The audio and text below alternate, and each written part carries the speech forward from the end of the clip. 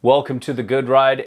This is Davey Boy. I'm James Beastie. This is the Korua Transition Finder Plus. Next to it is the Transition Finder. We'll be talking about both today. Davey owns the Transition Finder 157. It's his best buddy. If I could own a 54, I would love it. And then next to it is the Transition Finder Plus in a 57. I don't think they make this in a 54. I rode this with Union Atlas, Ride Fuse, and Nidecker Rift lace boots. I put a lot of time on the Transition Finder Plus, the new one, in all types of conditions. So I didn't put as much time on this. I really just wanted to go out and compare the Transition Finder to the Transition Finder Plus. And I rode this with my Burton Ion boots, Union Force and Union Force Pro bindings, and I got it out mostly in springtime conditions, some firm groomers, a little bit of icy off-piste, and then I got some really good slush off-piste, and I got it out on one powder day.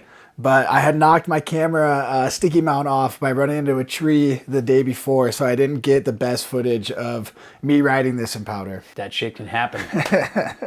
And when it comes to sizing, with the Transition Finder Classic, I felt like the 54 would be the better call. I rarely, if ever, size down with Korua. I always size up. This Transition Finder Plus 57 felt easier for me to control and throw around. Both the 157 Plus and Classic fit me. They rides really well for my specs, but I definitely could take it up a couple of centimeters. The shape, it's very tapered, very directional, pretty set back on board. It's not super set back on board compared to some of the Korua boards, but overall, in comparison to a lot of alternative free ride boards out there, this is pretty far set back and you feel it. The new Transition Finder Plus and Transition Finder have a lot less taper than they used to. They don't feel as turny as they used to be. They feel a little more down the line.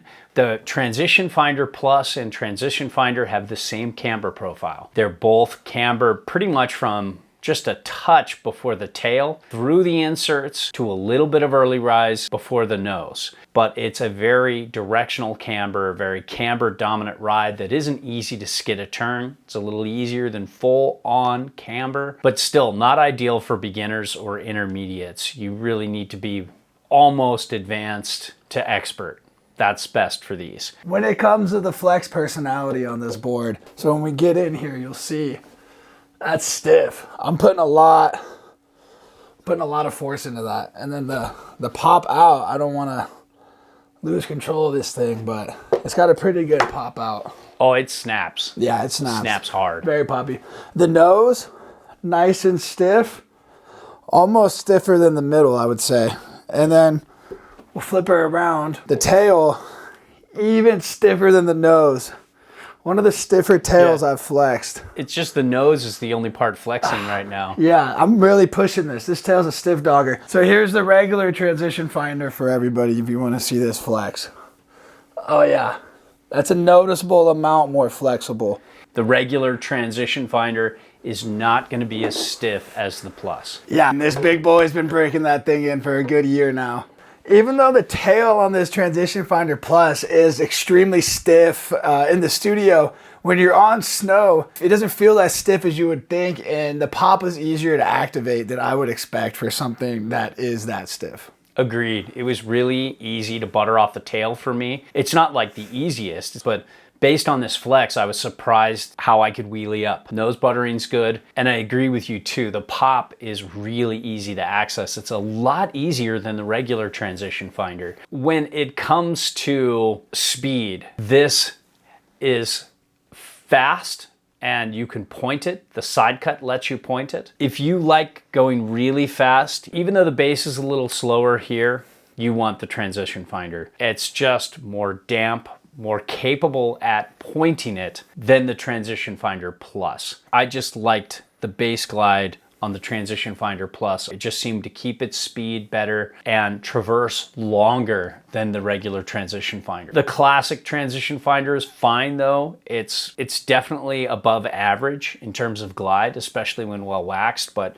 when you wax this thing well, it's up there with the best. If you're an all-day rider, you want the classic. You're gonna miss out on a little extra pop. You're not gonna have as fast a base, but you're gonna have more fun all day. When it comes to edge hold, they both have very similar grip in hard snow when the conditions are good. When the conditions start to turn, that ultralight nature of the Transition Finder Plus can sometimes lift the edge and you lose your line a little faster. Yeah. But in clean, good hard snow, they both grip the same and they do a much better job than you would think for not having disruption in the side cut. The turn initiation on the Transition Finder Plus, I thought was a little faster than the Transition Finder, but not by much. When you get it on edge though, this has a very balanced turning radius that just really carves hard.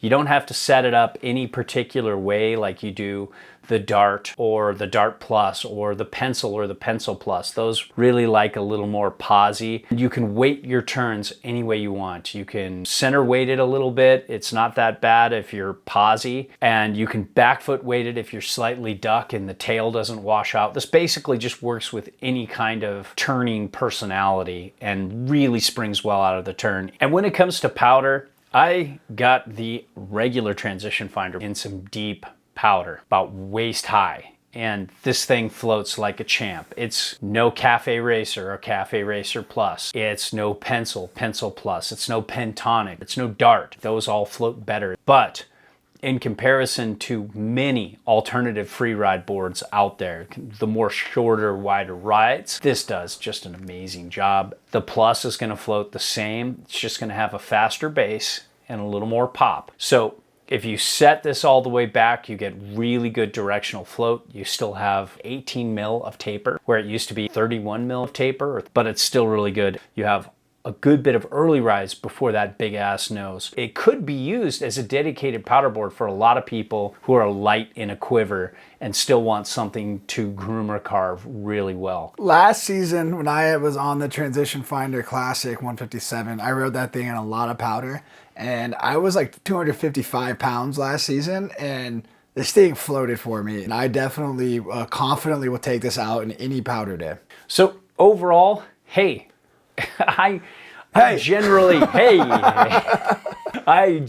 lean towards the classics in Korua's line, but there is so much appeal to the Transition Finder Plus and all the Plus boards in Korua's line. If I had to choose one, I'd choose the Transition Finder because I see more uneven snow.